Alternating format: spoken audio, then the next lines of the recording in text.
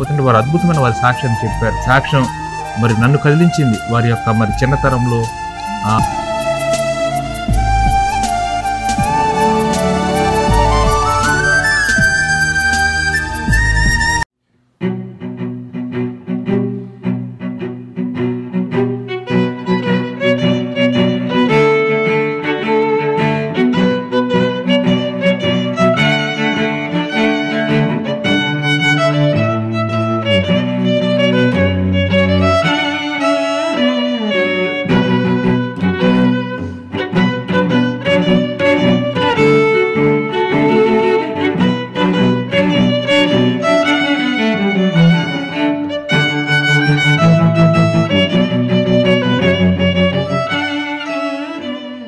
నేను వాక్యం చెప్పను కానీ కొన్ని మాటలు మీకు చెప్తాను, నా సాక్ష్యాన్ని మీకు చెప్తాను.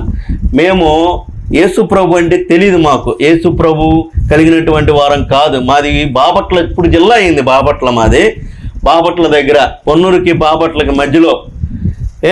అక్కడ అప్పిగట్లని ఉంటుంది. మీరెవరన్నా తిరుపతి వెళ్తా ఉంటే ఆ ప్యాసింజర్ ఎక్కితే అప్పిగట్ల దగ్గర స్టేషన్ కూడా వచ్చింది, నిడుబ్రులు అప్పిగట్ల ఇలా వస్తుంది. అక్కడికి మాకు ఒక చాలా మారుమూల గ్రామం బాబాపురం అని ఒక చిన్న విలేజ్ మాది. అయితే అక్కడ యేసు ప్రభు గురించి తెలియదు మాకు. మేము రోజుకు ఒక దేవుడికి పూజలు చేసేవాళ్ళం. చెప్పండి ఏమన్నాను? రోజుకు ఒక దేవుడికి పూజలు చేసి, మా నాయనమ్మ పూజ గది ఒకటి ఉండేది, దాని మీద మడి మీద ఉండి మేమంతా పూజలు చేసుకుంటూ నోములు వ్రతాలు చేసుకుంటూ బలులు అర్పించుకుంటూ మా ఇలవేల్పులు ఉండారు వాళ్ళందరికీ సాష్టాంగ పడతా మేము ప్రమాణాలు చేసుకుంటా రకరకాల కొబ్బరికాయలు కొట్టుకుంటా రోజుకు ఒక దేవుడికి కొబ్బరికాయ కొట్టాల్సిందే. అలాగా నోములు చేసుకుంటూ ఉండేవాళ్ళం. మరి మా ఊళ్ళో ఆ రోజుల్లోనే ఫస్ట్ డాబా కట్టారు మా తాతలు. అంత బాగా ఆస్తిపరులు, చాలా పొలం ఉంది. అయితే మొత్తం చెప్పను, కొన్ని విషయాలు నేను చెప్తాను.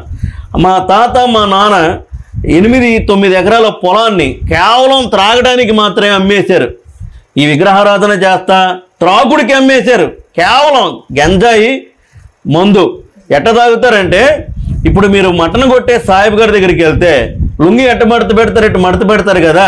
ఇక్కడ ఒక పక్కన మందు సీసాలు, ఒక పక్కన గంజాయి గొట్టం సిలుము ఉండేది, ఇట్లా మడత పెట్టేవాడు. మా నాన్నకి ఏలూరు కూడా తెలుసు. ఏలూరులో కూడా చాలా అప్పుడు ఏరియాలు తిరిగి ఎక్కడ గంజాయి దొరుకుద్ది అక్కడ తిరిగి కొనుక్కొని తాగినోడు మా నాన్న. అలాంటి పరిస్థితి అన్నమాట. ఇట్లా ఎప్పుడు నిషా మొత్తులో ఉండేవాడు. మా అమ్మ చూస్తే ఎప్పుడు కూడా ఏడుస్తూ ఉండేది. నాకు ఒక చెల్లి ఉంది. ఏమంటే మా పరిస్థితి ఎలా ఉండేదంటే ఎవరు పట్టించుకునేవాళ్ళు కాదు. ఇంట్లో ఎప్పుడు చూసినా గొడవలు, బిందులు, కాగులు, మంచాలు, దుప్పట్లు అన్నీ. చివరికి మొన్న చెప్తున్నాడు ఏదో సందర్భంగా, కూరలో వేసుకునే కారం ఉండిద్ది, మాకెళ్ళే సంబార కారం అంటారు, అది కూడా మీ ముందు తాగినటువంటి వ్యక్తి. భయంకరమైన జీవితం అన్నమాట. ఎంత భయంకరమైన అంటే, ఎవరో ఒకళ్ళు మాకు బియ్యం ఇస్తే, తినడానికి లేక బియ్యం ఇస్తే ఆ బియ్యాన్ని కూడా ఏం చేసేవాళ్ళు అంటే ఒక కండవ లొంగి పడిచి దాంట్లో పోసి నేను ఎత్తి మీద పెట్టరే అమ్ముకురా పోయి అని చెప్తే ఆ కొట్టో వాళ్ళు ఏం చేస్తారంటే, ఒరే మిమ్మ ఆడుకో పొలం వెళ్ళిందిరా నువ్వు తీసుకొచ్చావు బియ్యము అని అంటే, లేదు మా నాన్న కొడతానన్నాడు, ఎంతకంత డబ్బులు ఎత్తురమ్మన్నాడు అంటే మళ్ళీ తాగి వాళ్ళ మీదకి వెళ్తాడేమోనని చెప్పి ఆ బియ్యం తీసుకొని మళ్ళీ ఎంతకంత ఇచ్చేవాళ్ళు డబ్బులు. అవి తీసుకొని గంజాయి తెచ్చుకొని తాగేటటువంటి వాడు మా నాన్న. ఎంత భయంకరమైన పరిస్థితి ఒకసారి ఆలోచించండి. తినడానికి ఉండదమ్మా, ఏడుస్తుండేవాడిని. అయితే నన్ను ఒక అనాథ హాస్టల్లో చేర్పించారు. గుడ్ విల్ చిల్డ్రన్ సొసైటీ అని తలగల రాజశేఖర్ గారి హాస్టల్ బాపట్లో ఉంది. దాంట్లో నన్ను ఒక ఈడు కూడా నాశనం అయిపోతాడు అని చెప్పి మా నాన్న చచ్చిపోయాడు అని చెప్పి నన్ను హాస్టల్లో చేర్పించారు. అప్పుడు దాకా యేసుప్రభు గురించి తెలీదు. ఆ రోజుల్లో 8వ ఎర్ర బైబిల్ ఒకటి ఉండేది, ఎర్ర బైబిల్ చిన్నది. ఆ బైబిల్ ఒకటి ఇచ్చారు. దాన్ని చదువుకుంటా కొంచెం ఎవరో ఇట్లా సేవకుడు ఏదని చెప్పి మాటలు చాలా ఆదరంగా ఉండేవి. యేసుప్రభువా ఎంత గొప్పోడువా, ఇంత సహాయం చేస్తావా అని చెప్పి నేను ఆనందపడుతూ ఉండేవాడిని. అలాగే రాసుకోవడానికి పెన్ను ఉండేది కాదు, సరైన బట్టలు ఉండేవి కాదు. ఎటువంటి పరిస్థితి అంటే అలాగా చదువుతూ 10th కూడా ఫెయిల్ అయ్యానండి. 10th ఫెయిల్ అయ్యా. మళ్ళీ ఇంటికి వెళ్ళా, అక్కడ గొడవలు. ఇంటర్మీడియట్ చేరాను. అక్కడే విలియం బూత్ జూనియర్ కాలేజ్ అని ఒకటి ఉంది ఆంధ్రప్రదేశ్లో, ఒకే ఒక కాలేజీ, సాల్వేషన్ ఆర్మీ వాళ్ళదే. అక్కడ చేర్పించారు. అక్కడ చదివే. అక్కడ మా అమ్మ ఈ చౌకు పెట్టుకుని అన్నీ అమ్మేసి నాకు ఫీజు కట్టి చేర్పింది. అక్కడ మంచి బట్టలు ఉండేవి కాదు. డిగ్రీ చదవటానికి ఓ సోషల్ వెల్ఫేర్ హాస్టల్లో చదివే. నేను డిగ్రీ బిఎస్సి ఎలక్ట్రానిక్స్ చదివే. నా పరిస్థితి ఏంటంటే డిగ్రీ చదివేటప్పుడు ఒక చొక్కా ఒక ప్యాంటే, కాలేజీకి వెళ్ళి రావడం, శుభ్రంగా మళ్ళీ వాటిని ఉతుక్కోవటం, కండవ కట్టుకోవడం, పడుకోవటం. చెప్పులు ఉండేవి కాదండి. మీకు తెలుసా, పెన్న రీపులతో రికార్డు రాసుకునేవాడిని. అందరి దగ్గర అందరూ చక్కగా ఉంటే రీపులతో రాసుకుంటూ ఉండేవాడిని. మా చిన్నతనంలో ఇంకా భయంకరమైన పరిస్థితి. మా అమ్మమ్మ వాళ్ళ పరిస్థితి ఏంటి అంటే, అక్కడ మా తాతకి 4 పిల్లలు, మా అమ్మ పెద్దదన్నమాట, కూతురు, 4 ఆడపిల్లలే. ఆయన తాగేటువంటి వాడు. శవాలను పడేస్తారు కదండి, శవాలను తీసుకెళ్ళేటప్పుడు డబ్బులు వేస్తారు కదా, మీరు నమ్మండి నమ్మప్పండి, ఆ డబ్బులు దొరికితే వాడి కోసం పరిగెత్తుకుంటూ పోయి ఏరుకునేవాడిని నేను. పేడ ఎత్తుకొస్తే మా అమ్మమ్మ ఆ పేడంతా ఒక చోట పెట్టి వంటలు చేసి అమ్మేది. అంత భయంకరమైన పరిస్థితి. నేను చదువుకుంటా చేలోకి వెళ్ళి నత్తలు ఏరుకొచ్చేవాడిని. ఆ నత్తలు డబ్బాలు తీసుకొస్తే డబ్బాకి ఇంత డబ్బులు ఇచ్చేవాళ్ళు. అవి ఎందుకంటే పొయ్యి మీదకుంటే పొయ్యిలోకి ఉండేవి కాదు, పొయ్యిలోకి ఉంటే పొయ్యి మీదకు ఉండేవి కాదండి. కఠినమైన దరిద్రత. ఒక చొక్కా ఉండేది కానీ బటన్స్ ఉండేవి కాదు దానికి. సినిపోయిన బట్టలు వేసుకెళ్ళి ఎవరన్నా చూస్తారేమోనని ఇలా కప్పుకునేవాడిని. చెప్పులు ఉండేవి కాదు.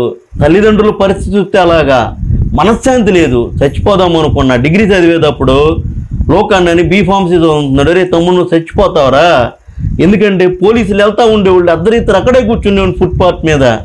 ఆవులు అవన్నీ వెళ్తూ ఉండేవి. ఒక్కడిని నిద్ర లేకుండా మా అమ్మ ఏమైపోయిందో, మా నాన్న ఏమైపోయిందో, మా అమ్మను కొట్టాడేమో మా నాన్న, ఎట్లా ఉందో పరిస్థితి, మా అమ్మ అన్నం తిందో లేదో అని మనశ్శాంతి లేకుండా ఆలోచిస్తా ఉండేవాడినండి డిగ్రీ చదువుకునే టైంలో. అంటే నేను ఎంత పెద్దోడినే కదా, నేను చాలా వయసు ఉన్నా. అలాంటి పరిస్థితుల్లో కూడా ఏడుచుకుంటూ కళ్ళంబట్టి నీళ్లు తాగేవో బతికేవాడిని. రైల్వే స్టేషన్కి వెళ్ళి బాపట్ల రైల్వే స్టేషన్లో కూర్చునేవాడిని. మనశ్శాంతి ఉండేది కాదు, నెమ్మది ఉండేది కాదు. అరే తమ్ముడు చచ్చిపోతారు నువ్వు ఇలాగైతే, నీకు నేను నిద్రమాత్రలు రాస్తానని చెప్పి ఆయన రాస్తే ఆ నిద్రమాత్రలు కూడా మింగి బతికినవాడిని. చాలాసార్లు చనిపోదాము అనుకొని వెళ్ళి నేను. ఎందుకో తెలుసా, మనశ్శాంతి లేదు. ఎందుకు ప్రభా చచ్చిపోతే బాగుండు. అయితే ఈ క్రమం అంతట్లో నాకు కొంచెం ఆశ, కొంచెం మనశ్శాంతి ఇచ్చింది ఏంటంటే బైబిలేనండి. బైబిల్ చదువుతూ ఉండేవాడిని, ప్రార్థన చేసుకుంటూ ఉండేవాడిని. యేసయ్యా నువ్వు బాగు చేసే దేవుడు అంటగా, కుటుంబాలను కట్టే దేవుడు అంటగా, మనశ్శాంతినిచ్చే దేవుడు అంటగా, అయ్యా నాకు కూడా ఇవ్వువా ప్రభా. మా నాన్న పరిస్థితి అలాగా, మా అమ్మ పరిస్థితి అలాగా, మనశ్శాంతి లేదు. అందరు సెలవులకి ఇంటికి వెళ్తుంటే చాలా ఆనందపడేవాళ్ళు. నా బతికిట్ట అయిపోయిందే, అయ్యో నేను ఇలాంటి స్థితిలో ఉన్నానే, ఎవరు నన్ను ఆదరించేవాళ్ళు లేరే, ఒరే తిన్నామంటారు అన్నవాళ్ళు లేరు. మా వాళ్ళందరూ చుట్టాలందరూ చూస్తే గెజిటెడ్ ఆఫీసర్లేనండి. ఎవరు పట్టించుకునేవాళ్ళు కాదు. ఏడుస్తూ ఉండేవాడిని. విగ్రహారాధన కుటుంబం మాది. ఆ శాపం వెంటాడుతూనే ఉండేది. అయితే నేను బైబిల్ చదువుకున్నప్పుడు కొంచెం నెమ్మది ఇస్తూ ఉండేది. ప్రార్థనలకు వెళ్ళేవాడిని. డబ్బులు ఉండేవి కాదు. ఎక్కడైనా మీటింగులు జరుగుతుంటే వెళ్తూ ఉండేవాడిని. వాళ్ళు ఏదో లారీలకి నైట్ ఎదిరిగే వాహనాలను బతిలాడి, అయ్యా నేను ఇట్లా ఎక్కుతాను, కొంచెం అక్కడ దిగుతాను, ఇక్కడ దిగుతానని వెళ్ళి వాక్యం విని వచ్చేవాడిని అండి.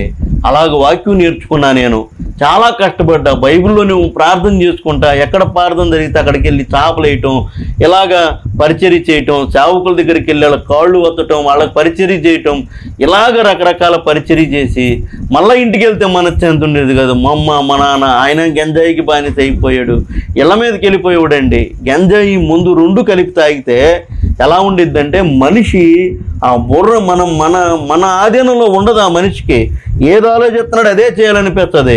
వెళ్ళిపోయి ఎలా పడితే అలా అంటే అలా గేట్లు కట్టేసి కొట్టేవాళ్ళండి మా నాన్నే.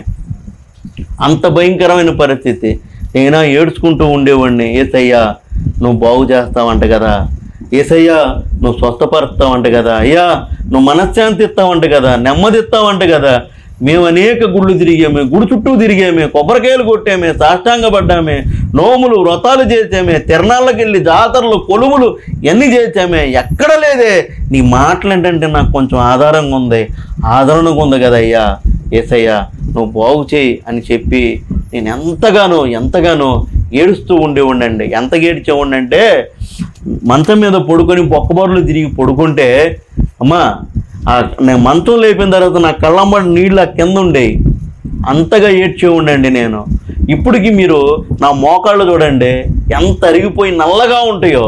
మోకరించి ఏడ్చి ఏడ్చి ఏడ్చి ఏడ్చి మోకాలు పగలు కొట్టుకొని రేత్రి పొగులికి తేడా లేకుండా కన్నీరు గార్చేవాడిని అండి, ఏడ్చేవాడిని, ప్రార్థన చేసేవాడిని. అంతా చెప్పనగానే ఒక విషయం నేను చెప్తాను.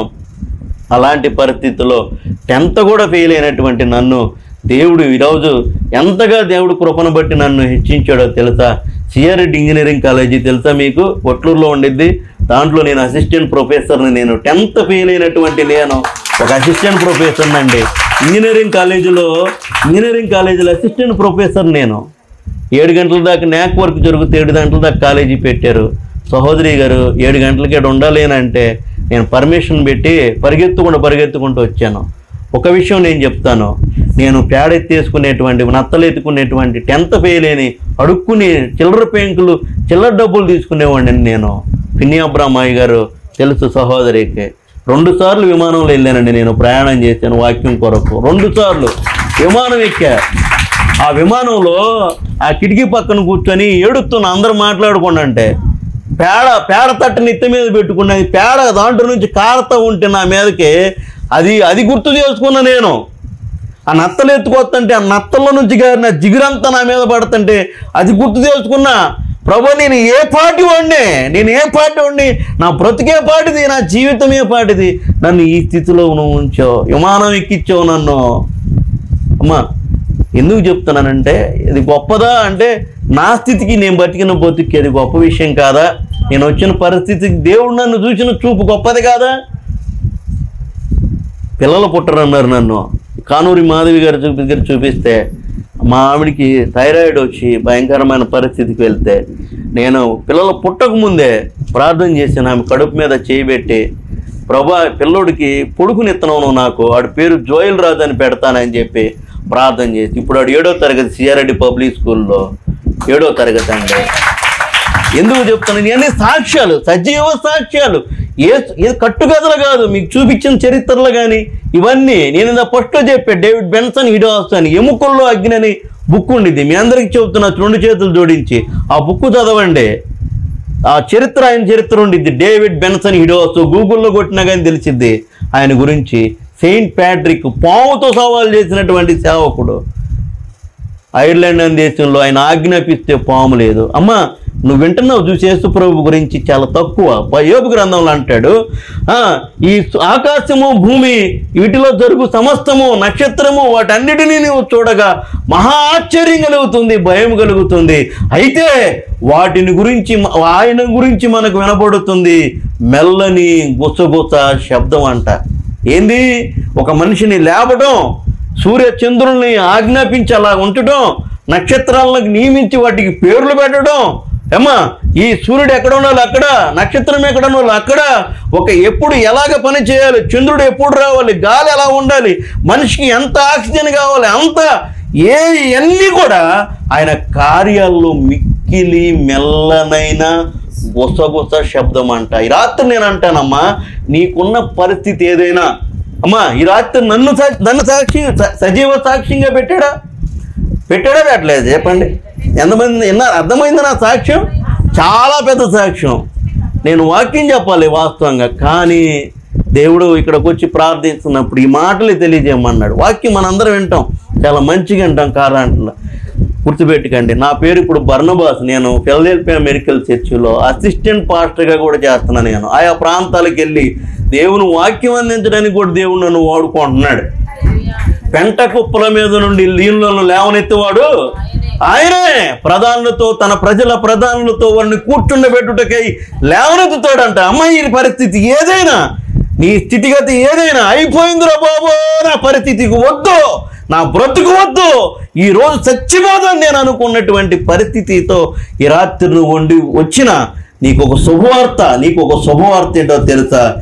ప్రయాసపడి భారం వహించున్న సమస్తమైన వారులారా నా యొద్దకు రండి, నేను మీకు స్వస్థత కావాలంటే స్వస్థత, విడుదల కావాలంటే విడుదల, అద్భుతం కావాలంటే అద్భుతం, ఆశ్చర్యం కావాలంటే ఆశ్చర్యం చేయగలిగిన దేవుడు మన ప్రభు అయిన యేసుక్రీస్తు.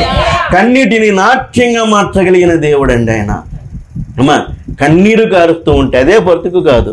నేను అనుకునేవాడిని, ఇదేనా ప్రభు, ఇదేనా నా బ్రతుకని. దేవుడు 2 సార్లు మాట్లాడాడు. తన స్వరాన్ని విన్నా నేను. భయంకరమైన పరిస్థితుల్లో యెహోషువ 1:6 ప్రకారం నేను మోషేకు తోడై ఉండి నడిపించినట్లు ఇగో అయ్యా యెహోషువ నేను నీకు తోడై ఉండి నడిపేస్తాను, భయపడొద్దు, నిబ్బరం కలిగి ధైర్యంగా ఉండన్నాడు ఆ దేవుడు మొట్టమొదటిసారిగా 2006లో నాతో మాట్లాడితే అదే మాట చేతబట్టుకొని ప్రార్థిస్తున్నాను. దేవుడు ఈ రోజు వరకు నన్ను సజీవుడిగా ఉంచి ధైర్యంగా ఉంచి అనేక మందికి ఆశీర్వాదకరంగా దేవుడు ఉంచాడు. దేవునికి స్తోత్రం. చూద్దాం హల్లెలూయా. అనేక మందికి పాఠాలు చెప్పే భాగ్యం కూడా దేవుడు ఇచ్చాడు. అనేక మంది చాలా మంచి ఉన్నతమైన స్థితిలో ఎదిగారు. నేను పని చేయడానికి అలాంటి ఇన్స్టిట్యూషన్లో పని చేయడానికి 10th ఫెయిల్ అయినటువంటి నన్ను దేవుడు 2011 నుండి అదే కాలేజీలో నేను ఇంజనీరింగ్ కాలేజీలో ఒక అసిస్టెంట్ ప్రొఫెసర్గా చేస్తున్నా. ఇవన్నీ మామూలు విషయాలు కాదు. ఎందుకో తెలుసా? ఒక్క యేసు ప్రభు మాత్రమే చేయగలిగినటువంటి కార్యాలు ఇవే. దేవునికి స్తోత్రం. గట్టిగా చూద్దామమ్మా హల్లెలూయా. అమ్మా నీ పరిస్థితి ఏదైనా, నువ్వు ఏ ఉద్దేశంతో వచ్చావో నాకు తెలియదు, ఏమి ఆశపడి వచ్చావో నాకు తెలియదు. నేను నీకన్నా భయంకరమైన పరిస్థితి, భయంకరమైన కన్నీళ్ళు, వేదనలు, కష్టాలు, మానసికమైన పరిస్థితుల్లో నుండి నేను ఇక్కడికి వచ్చాను. నా ప్రభు నన్ను గుర్తు చేసుకున్నట్లుగా ఈ రాత్రి మిమ్మల్ని కూడా గుర్తు చేసుకోవాలని ఆశపడుతూ ఉన్నాడు. మీ జీవితాలను కూడా మార్చాలని ఆశపడుతూ ఉన్నాడు. మీ పరిస్థితులను కూడా మార్చాలని ఆశపడుతూ ఉన్నాను. నేను చెప్తున్నాను కదా, ఇక్కడ ఈ రాత్రి ఎందుకోసం వచ్చావో నాకు తెలియదు, కానీ ఏ ఉద్దేశంతో వచ్చావో తెలియదు, కానీ ఆ ఉద్దేశానికి మించి దేవుడు కార్యం చేస్తాడు. నీ పరిస్థితిని దేవుడు మారుస్తాడమ్మా. నువ్వు ఏడవలసిన పని లేదు. అందరు నిన్ను వదిలివేసిన, అందరు నీ మీద కోప్పడుతూ ఉన్నా, ఎందుకు నా బ్రతకని అనేక సార్లు బ్రతకాలనుకుంటున్నా, చనిపోదాం అనుకుంటున్నా, నీకు ఒక శుభవార్త. దేవుడు నీకు ఒక నిరీక్షణ ఇచ్చాడు. ఏంటో తెలుసా అమ్మ? మీకు ఒక మాట చెప్పాలి. ఈ భూమి మీద ఎవరికి లేని గొప్ప భాగ్యము, నిరీక్షణ ఏది అనంటే క్రైస్తవులు మాత్రమే కలిగి ఉంటారు. ఏంటో తెలుసా? ఇక్కడ చనిపోతే కళ్ళు తీసేది పరలోకంలో. ఆ ఒక్క నిరీక్షణ క్రైస్తవులు మాత్రమే కలిగి ఉంటారు ఈ భూమి మీద. ఎంతమందికి అర్థమవుతుంది? నువ్వు బాధపడాల్సిన పని లేదు, నువ్వు కన్నీరు కార్చాల్సిన పని లేదు.